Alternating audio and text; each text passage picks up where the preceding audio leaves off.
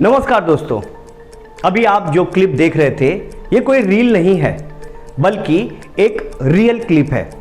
आरोप है कि इस क्लिप में नवनिर्वाचित सांसद और अभिनेत्री कंगना रनौत को एक सीआईएसएफ की महिला कांस्टेबल ने, जो चंडीगढ़ के एयरपोर्ट पर मौजूद थी, जोरदार थप्पड़ गाल पर रसीद कर दिया।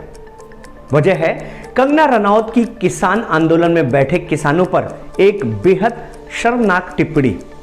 उस महिला कांस्टेबल ने खुलेआम लोगों के सामने कहा कि कंगना ने आंदोलन में बैठे लोगों को 100-100 रुपए में भाड़े पर आया हुआ कहा था, जबकि उस आंदोलन में उसकी मां भी बैठी थी।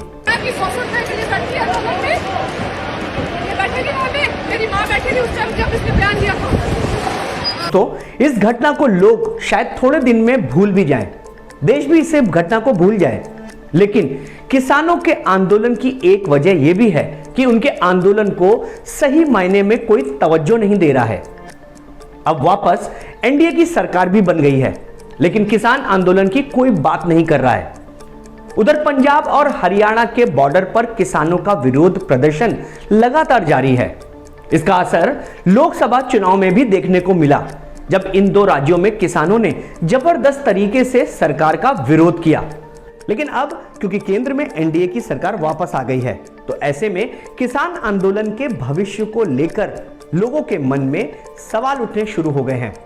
ऐसे में आइए जानते हैं कि किसान आंदोलन की पूरी कहानी क्या है और अब किसान आंदोलन का भविष्य क्या रहेगा।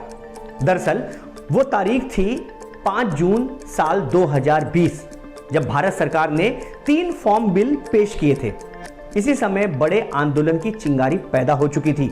किसानों ने तीनों बिलों की मुखालिफत करते हुए कहा कि हमारा भला इन बिलों से नहीं होगा। 14 सितंबर को पार्लियामेंट में अध्यादेश लाया गया। 17 सितंबर को सरकार ने लोकसभा में इसको पास भी कराया। 3 दिन बाद 20 सितंबर को राज्यसभा में भी इसे पेश किया गया और पास करा दिया गया। 24 सितंबर को पंजाब में किसानों ने इसके खिलाफ 3 दिनों के लिए रेल रोको अभियान की शुरुआत भी की, लेकिन सरकार पर इसका कोई असर नहीं हुआ। वहीं 25 सितंबर को ऑल इंडिया किसान संघर्ष कोऑर्डिनेशन कमेटी यानी AIKSC ने देशव्यापी आंदोलन की शुरुआत कर दी। 27 सितंबर को इन बिलों को राष्ट्रपति की मंजूरी मिल गई और ये बिल कानून बन गए। मतलब पूरी तरह से किसानों को सरकार ने उस समय नजरअंदाज किया। इस पर सरकार का कहना था कि इन कानूनों से किसानों का भला होगा। किसानों को लेकिन डर था कि सरकार इन कानूनों के जरिए कुछ चुनिंदा फसलों पर मिलने वाली न्यूनतम समर्थन मूल्य यानी MSP देने का नियम खत्म कर सकती है और खेती किसानी के कारपोरेटरीकरण का बढ़ावा दे सकती है। इसलिए किसान इन तीनों कानूनों को वापस लेने की मांग कर रहे थे। 13 महीने तक आंदोलन चला। इस दौरान कई किसानों की मौत भी हुई। किसानों ने पुलिस का दमन सहा, आंसू गैस के गोले, लाठी, सबका प्रहार झेला। संयुक्त किसान मोर्चा ने तो 700 से ज्यादा किसानों की लिस्ट भी जारी कर दी, जो प्रोटेस्ट के दौरान मारे गए। नवंबर 2021 में भारत सरकार ने तीनों कानूनों को वापस ले लिया। आखिर भारत सरकार को किसानों के सामने झुकना पड़ा। इस दौरान सरकार ने किसानों को MSP की गारंटी देने का वादा भी किया। किसानों ने सरकार से 4 मांगे की। क्या थी वो डिमांड्स, आइए वो भी समझ लेते हैं।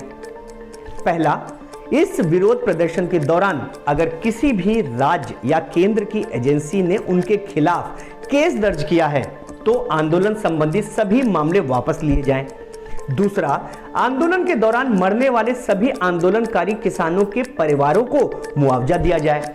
तीसरा, पराली जलाने के मामलों में किसानों पर कोई आपराधिक दायित्व नहीं होना चाहिए। चौथा, न्यूनतम समर्थन मूल्य यानी MSP पर चर्चा के लिए एक समिति का गठन किया जाए। संयुक्त किसान मोर्चा के सदस्यों को इस समिति से जोड़ा भी जाए और देश में MSP और इसकी खरीद पर चल रही नीति यथावत जारी रहे। इसके अलावा किसानों की इस आंदोलन में कुछ और भी मांगे थी, जैसे किसानों मजदूरों के लिए पूर्ण कर्ज माफी समेत एक व्यापक ऋण राहत कार्यक्रम लागू किया जाए। राष्ट्रीय स्तर पर भूमि अधिग्रहण कानून 2013 को बहाल किया जाए, जिसमें किसानों से लिखित सहमति की जरूरत होती है और कलेक्टर रेट से 4 गुना ज्यादा मुआवजा दिया जाए।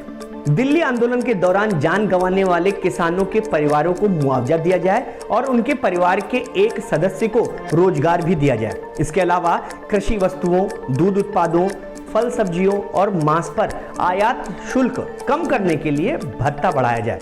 महात्मा गांधी राष्ट्रीय ग्रामीण रोजगार गारंटी अधिनियम यानी मनरेगा को बढ़ाया जाए।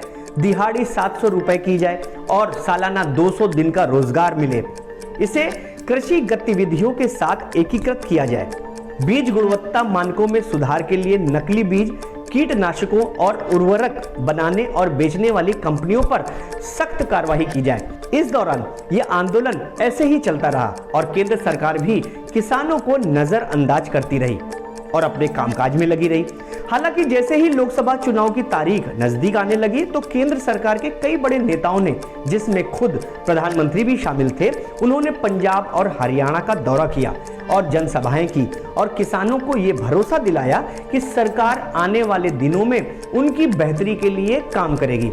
लेकिन इन सबके बाद भी किसानों का गुस्सा शांत नहीं हुआ और उन्होंने लोकसभा चुनाव में बीजेपी को जबरदस्त झटका दिया। हालांकि इन सब के बाद भी केंद्र में एनडीए को बहुमत मिल गया। लेकिन अब क्योंकि केंद्र में एनडीए की सरकार एक बार फिर से बनने जा रही है, तो ऐसे में किसान आंदोलन का क्या होगा, ये सवाल उठता है। ऐसे में एनडीए की वापसी के साथ किसान आंदोलन की मुश्किलें बढ़ सकती हैं। हालांकि किसान नेता आंदोलन को लेकर माहौल बनाते हुए दिखाई दे सकते हैं। मौजूदा किसान आंदोलन को देखते हुए लग रहा है कि यह हरियाणा विधानसभा चुनाव तक चल सकता है, जो कि इस साल नवंबर में होना प्रस्तावित है। ऐसे में हरियाणा विधानसभा चुनाव में नुकसान को कम करने के लिए वह आंदोलनकारी किसानों से बातचीत फिर से शुरू कर सकते हैं। अब आगे क्या होगा ये तो समय बताएगा, लेकिन इतना जरूर कहा जा सकता है कि देश के अन्नदाताओं ने केंद्र सरकार के लिए थोड़ी बहुत मुश्किलें जरूर खड़ी कर दी हैं। धन्यवाद।